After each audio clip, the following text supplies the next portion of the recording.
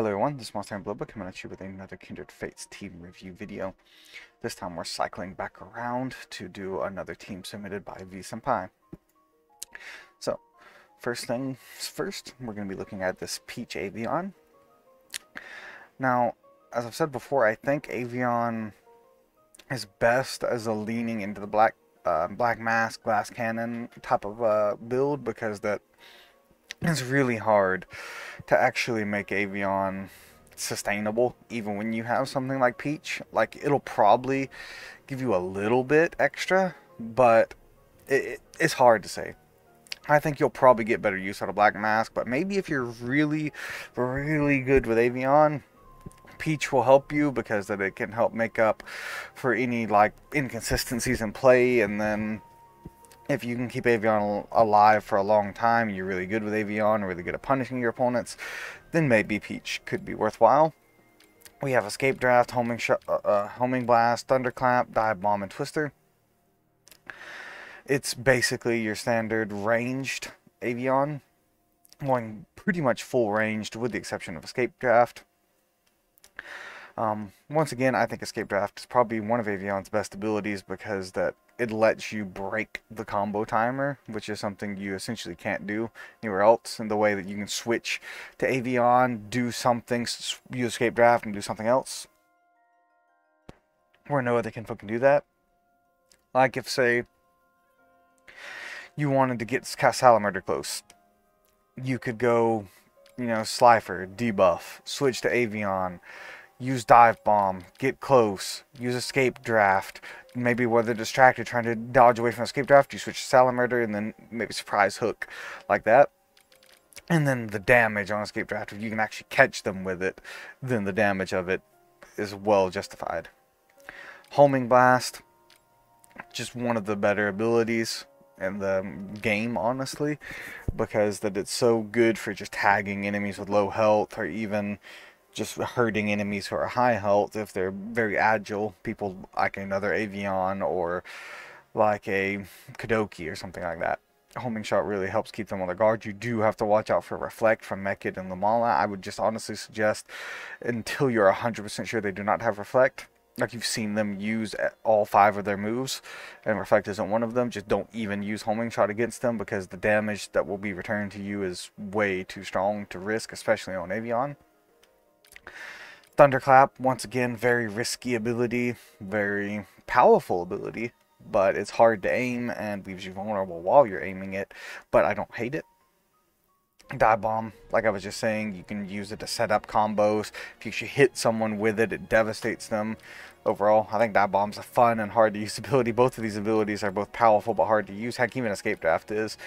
And then Twister is a little bit hard to aim, but I've heard V Senpai actually tell me before they use the Twister to aim Dive Bomb, like they line up their target while aiming Twister and then use Dive Bomb like that as like a little aiming mechanism, which could be interesting. I haven't tried it myself, but that might be something you'd be interested in trying if you want to run Dive Bomb and Twister on your Avion. Moving on to Slifer. Chrysantidote, perfectly reasonable choice. I like Chrysantidote on Slifer because that it's fun to rush down a Skulkin, and Chrysantidote can really help you not get punished as hard if you get caught out in a Caustic Cloud, although Caustic Cloud is going to hurt really bad. So Crescent Strike, I like Crescent Strike better than Swipes personally, and it just does, just because the damage. Swipe does have a really nice cooldown though, so this Slifer does run into one problem. I've, played this build before, I think this exact build on Slifer in the past, and the biggest problem with it is Slifer is all burst and no sustain.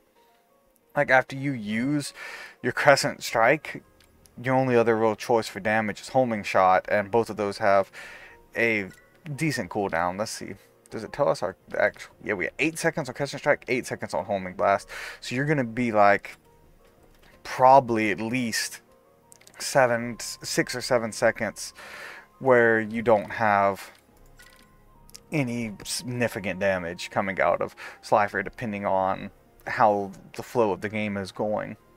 Because if you go Homing Blast, bounce into them, then use Crescent Strike, Pilfer does essentially no damage, so you're like, okay, I'm just gonna try to startle you, I guess.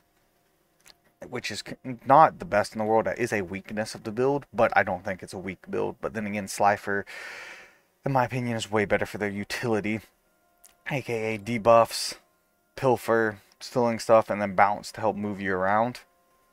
I think all that makes up for the jankiness of the damage. Old Salamurder.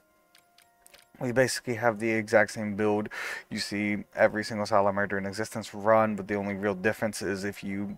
Sometimes you can run Riptide instead of Bite, but like there's not really much to say about it. Salamurder has to hook you, hook and howl. These are the only ways Salamurders will ever be a threat to you. These two abilities, like literally these two are guaranteed to be on every single Salamurder build until they add absolutely game-changing ability to the game for Salamurder.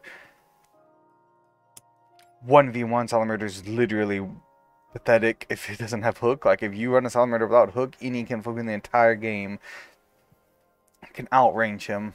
Like literally worst case scenario, you can just ping him to death with a homing shot on like Slifer or something. I mean, you will never hit the Howl and you'll never do damage to him. But Howl can work if you dive bomb in there, or you know, escape draft into him, or bounce into him. Surprise them with Howl if they're on top of you, like trying to do a melee build on you. You can swap over to Salamurder and hit them with Howl. I don't think Salamurder's bad.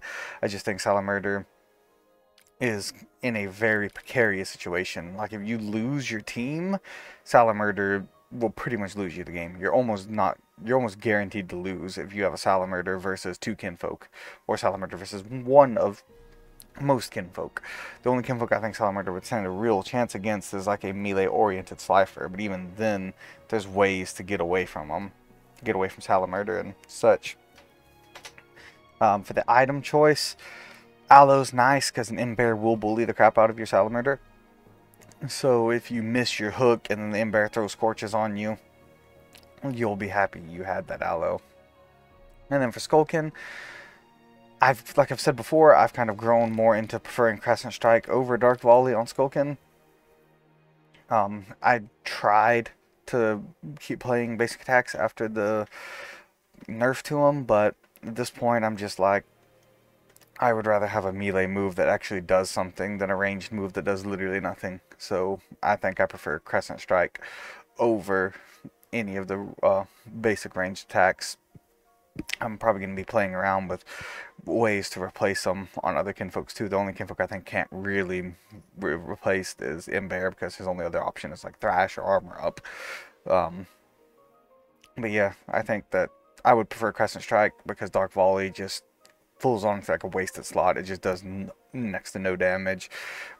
Relatively easy to dodge. It's just overall a horrible move. Rations, great on Skulkin. We've talked about this in the past, where Skulkin can really make use of the rations by moving around, teleporting a lot. And everything else on here, standard. Don't want to rehash too much about it. Good startle, homing blast, teleport, cost of cloud. You love to see all these abilities. You're not going to really complain about Skulkin having them. And to further a request I had, let's talk more into the teams about maybe they're too squishy or not enough damage or something like that. So in the end, I'm going to do a quick roundup here of what I think. I think this team leans extremely heavily into damage. It doesn't have enough sustainability. Skulkin is your only sustainable option on the team, and I think a team needs a balance of damage and sustainability. This team, if you can take out Slifer and Avion, even if you trade 2 for 2 for Slifer and Avion, but you have a more balanced team, I think you'll probably win essentially every single time, because this team has too many weak points. And Salamurder, I think that's mostly Salamurder's fault, and that if you replace Salamurder with Ember, I think you would do a lot better, because that Salamurder pretty much dies when these two die. You know, if you take, heck, even if you take out like Slifer and Skulkin, Salamurder and Avion would probably struggle. It's just, if you take 2 of the kinfolk out of this team in essentially any order you want, then Salamurder goes with them because he loses so much utility, and I don't think that's a bad thing about saying about the team, because like I said, you can just replace Salamurder with like Ember and the team would work. decently well anyways. But Salamurder kind of is the weak point in this team. So if you see a team with a Salamurder, my recommendation is to just keep away from the Salamurder and then go try to all in the weaker kinfolks, like the more squishy ones, and then the Salamander will be literally useless if you get the Salamander to be their last kinfolk. But hope you guys enjoyed this. Until next time, this is Monstertaming signing off. Hope you all join me for the next one. Bye bye. Goodbye. I hope you have a wonderful day. God bless and see you.